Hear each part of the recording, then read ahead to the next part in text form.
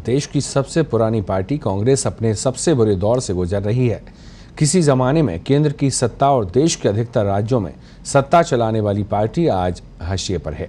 हैरत की बात यह है कि इसका कारण अन्य दलों की बजाय खुद कांग्रेस की वो अंतर्कलह है जिसमें पार्टी के दिग्गज नेता निजी स्वार्थ या फिर सत्ता की लालसा के कारण बिखर रहे हैं।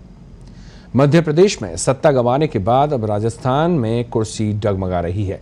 सचिन पायलट की नाराजगी का आलम यह है कि सरकार को अपने ही विधायकों को होटल में कैद रखना पड़ रहा है। ऐसा नहीं है कि कांग्रेस में ये पहली बार हो रहा है जब दिग्गज नेता का मोह पार्टी से छूट गया हो और वो अपनी अलग राह चुनने को बेताब हो। पहले भी कांग्रेस में ऐसा होता आया है।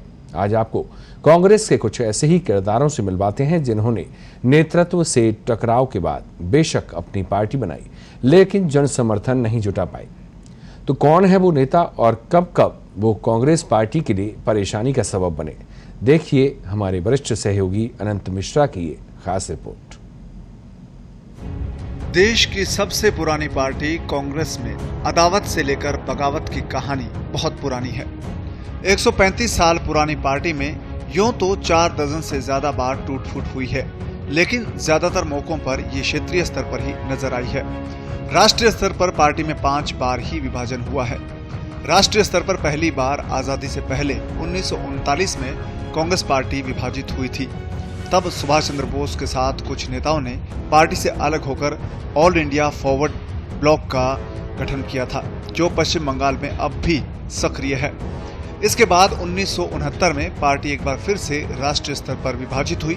के कामराज और मोरारजी देसाई के नेतृत्व में कुछ नेताओं ने कांग्रेस संगठन का निर्माण किया, तो शेष धड़ा इंदिरा गांधी की अगुवाई में एक धड़े के रूप में रहा। इसके बाद 1977 में जगजीवन राम के नेतृत्व में चंद्रशेखर मोहन धारिया ने अलग होकर कांग्रेस फॉर डेमोक्रेसी बनाई। इसके बाद 1978 में कांग्रेस टूटी और इंदिरा गांधी के नेतृत्व में कांग्रेस अस्तित्व में आई। कांग्रेस में उन नेताओं की लंबी फेहरिस्त है जिन्होंने नेतृत्व से टकराव के बाद अपनी अलग पार्टी बनाई, लेकिन उन्हें जन समर्थन नहीं मिला। कुछ साल संघर्ष के बाद आखिर उन्हें फिर कांग्रेस का दामन थामना पड़ा।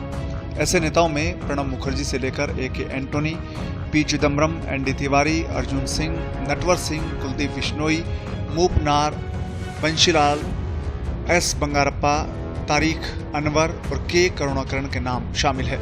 ये नेता फिर पार्टी में आए तो पार्टी की मुख्य धारा में उन्हें पहचान मिली।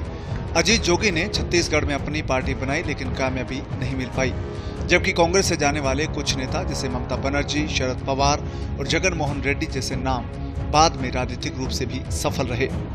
कद्दावर नेता जो कांग्रेस से गए और लौटे। प्रणब मुखर्जी घर लौटे तो बने राष्ट्रपति। प्रणब मुखर्जी ने कांग्रेस छोड़कर 1986 में राष्ट्रीय समाजवादी पार्टी बनाई, लेकिन सफल नहीं हुए और 1989 में कांग्रेस में लौट आए। कैबिनेट में कई अहम पद संभाले और 2012 में राष्ट्रपति बने। एन.डी. तिवारी लौटे तो मुख्यमंत्री और बाद में गवर्नर बने। एन.डी. तिवारी ने 1994 में तिवारी कांग्रेस का गठन किया। 2 साल बाद पार्टी का विलय कांग्रेस में किया और बाद में तिवारी उत्तराखंड के मुख्यमंत्री और आंध्र प्रदेश के गवर्नर बने।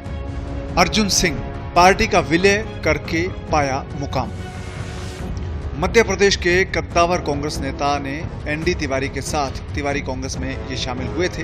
बाद में पार्टी का विलय करके अर्जुन सिंह केंद्रीय मानव संसाधन विकास मंत्री बने। माधवराव सिंधिया समर्थन नहीं जुटा पाए तो वापस लौटे। माधवराव सिंधिया ने 1996 में कांग्रेस छोड़कर मध्य प्रदेश कांग्रेस बनाई। 1998 में वो कांग्रेस में लौटे तो पार्टी ने उन्हें गुना से लोकसभा का टिकट दिया और भारी मतों से जीते। ए.के. एंटोनी कांग्रेस में वापस आए और केरल के मुख्यमंत्री बने। ए.के. एंटोनी ने 1980 में कांग्रेस छोड़कर नई पार्टी कांग्रेस ए का गठन किया। 2 साल बाद 1982 में वे फिर से कांग्रेस में आ गए। केरल के मुख्यमंत्री और रक्षा मंत्री का पद उन्होंने संभाला। कांग्रेस में अब तक मुख्यधारा के नेता बने हुए हैं। शीशराम ओला पार्टी के साथ आए, केंद्र में मंत्री बने। शीशराम ओला ने 1988 में मतभेद के चलते कांग्रेस छोड़ दी थी। शीशराम ओला ने ऑल इंडिया इंदिरा कांग्रेस का गठन किया। 4 साल बाद वापस पार्टी में लौटे, सांसद भी बने और केंद्र में मंत्री भी। सुखराम हिमाचल में विफल रहे, भूल का एहसास हुआ तो घर लौटे। चीनी घोटाले में चर्चित रहे सुखराम हिमाचल प्रदेश कांग्रेस के दिग्गज नेता थे। 1997 में उन्होंने हिमाचल विकास कांग्रेस बनाई। 7 साल के संघर्ष के बाद उन्हें लगा कि वे हिमाचल प्रदेश में कांग्रेस का विकल्प नहीं बन सकते, तो 2001 में उन्होंने पार्टी का विलय कर कांग्रेस में वापस आ गए। कांग्रेस पार्टी ने उनके बेटे को टिकट दिया। वैसे सुखराम 2017 में भाजपा में चले गए, लेकिन 2 साल बाद 2019 में फिर से कांग्रेस में लौट आए। कुछ नेता कांग्रेस में लौटे तो फिर हाशिए पर ही रहे। गुजरात के सीएम रहे छबील दास मेहता भारतीय जनता पार्टी और जनता दल में गए। बाद में कांग्रेस में लौटे पर हाशिए पर रहे। हरियाणा के कुलदीप बिश्नोई और पुडुचेरी के नेता पी कानन को भी वापसी रास नहीं आई। कुल मिलाकर राजनीति के तमाम उदाहरण ऐसे हैं जो ये साबित करते हैं कि पार्टी के साथ रहकर ही अपना राजनीतिक भविष्य संवारा जा सकता है। पत्रिका टीवी के लिए अनंत मिश्रा की रिपोर्ट।